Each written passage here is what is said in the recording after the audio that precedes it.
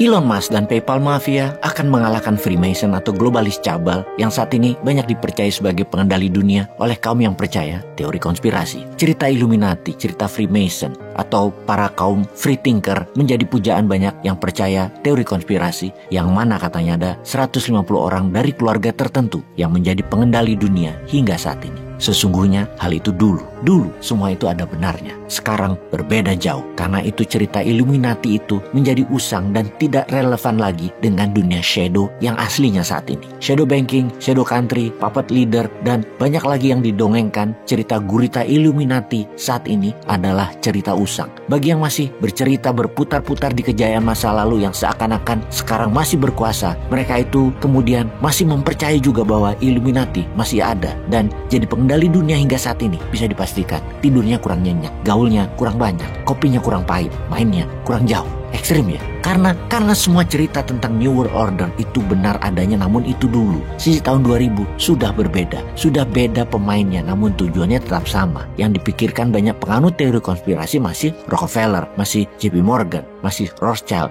dan sejenisnya. Hal itu berbeda sekarang. Kita mulai dengan cerita klasik yang namanya Order Out of Chaos, atau menciptakan sistem setelah kekacauan, di mana kekacauannya sesungguhnya mereka yang menciptakan lalu menciptakan solusinya sendiri, atau dalam bahasa ekonomi namanya create demand. Problem reaksi solusi tersebut ketika mereka menciptakan problem pasti masif karena didukung oleh media, propaganda masif di mana-mana. Kunci penting dalam menciptakan problem adalah untuk membangun ketakutan, rasa takut, dan pastinya harus menggunakan jaringan media dunia. Kita semua tahu bahwa Amerika adalah negara swasta, bukan negara seperti sisa dunia lainnya. Hanya ada dua negara yang berbeda kelolaan di dunia saat ini dan dua-duanya jadi raja, yaitu Tiongkok satu dan yang lainnya adalah Amerika. Tiongkok adalah single party communist country dan Amerika adalah negara swasta. Semua sektor di Amerika kendalinya adalah kelompok elit penguasa ekonomi, penguasa regulasi jalannya pemerintahan, dan semua untuk kepentingan mereka, para elit tersebut. Jangan membayangkan Amerika seperti negara Indonesia misalnya. Beda. Elit Indonesia mulai berusaha seperti elit Amerika, namun belum seperti elit Amerika sampai bisa printing money untuk kepentingan mereka.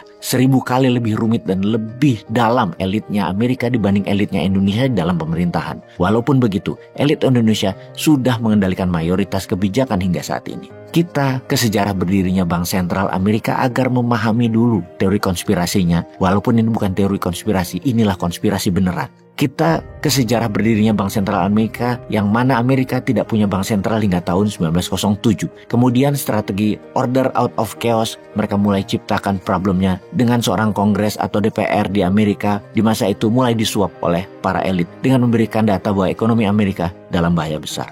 Jacob Schiff pidato di parlemen Amerika yang menyarankan adanya bank sentral di Amerika, kalau tidak Amerika akan kolaps. Lalu ada isu berikutnya masuk ke dalam kategori reaksi. JP Morgan yang duitnya sangat banyak menarik dana besar-besaran yang membuat sebuah bank kolaps, yang membuat banyak orang kaya menarik uangnya, ternyata duitnya tidak ada, yang menyebabkan kepanikan massal atau rush. Inilah rush pertama kali di dunia yang terjadi pada bank di tahun 1907 tersebut, yang di kemudian hari dikenal disebut dengan nama Panic 1907. Semua berita tersebut diorkestra dengan baik menggunakan media-media. Karena waktu itu Rockefeller, JP Morgan, William Randolph yang pengusaha media besar juga anggota parlemen di waktu itu memberitakan secara masif akan masalah bank di Amerika tersebut, juga menyebabkan kepanikan di Wall Street hingga membuat kerugian besar jutaan investor. Di masa panik tersebut ditunjuklah Nelson Aldrich, senator senior yang juga mertua Rockefeller, sebagai ketua penyusun Bank Sentral Amerika hingga terjadinya secret meeting di Jacqueline Island yang menentukan arah dolar juga arah bank sentral, yang kemudian undang-undang bank sentral tersebut jadi di tahun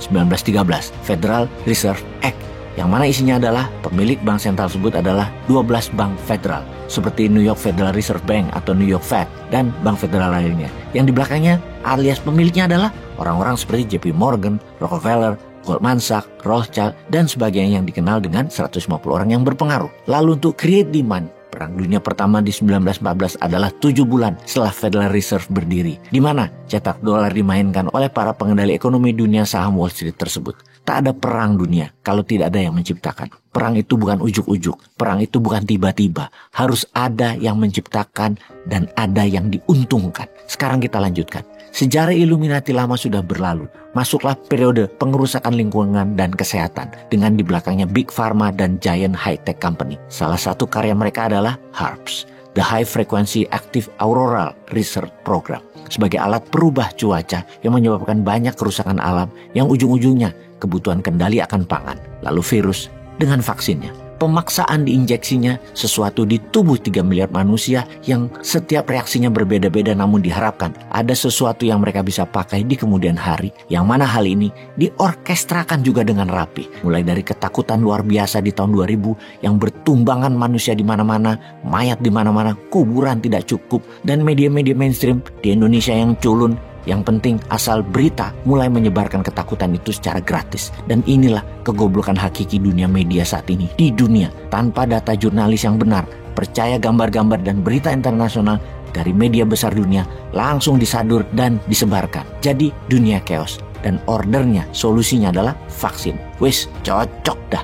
Lalu muncul seorang yang sontoloyo yang bernama Elon Musk, yang sangat kanan cara berpikirnya, yang merasa dunia ini adalah dunia yang diarahkan oleh kiri dengan kendali utama adalah media.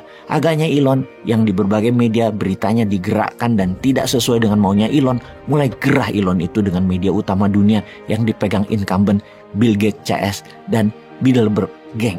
Mulai kegerahan sang Elon. Seperti halnya Donald Trump yang dulu yang selalu mencecar media mainstream yang mengendalikan komunikasi dunia dimaki-maki oleh Donald Trump. Maka Elon sekarang ambil Twitter.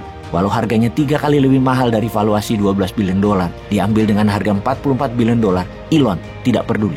Dipecat 3.000 pegawai dan dilawan semua aturan pemerintah Amerika yang melakukan do don't pada media. Elon membebaskan, mendemokratisasikan, di mana kemudian Elon akan membuang bot atau akun robot dari Twitter dan mengembalikan orang-orang kanan masuk ke Twitter, termasuk Donald Trump. Pertanyaan kita adalah, siapa di belakang Elon?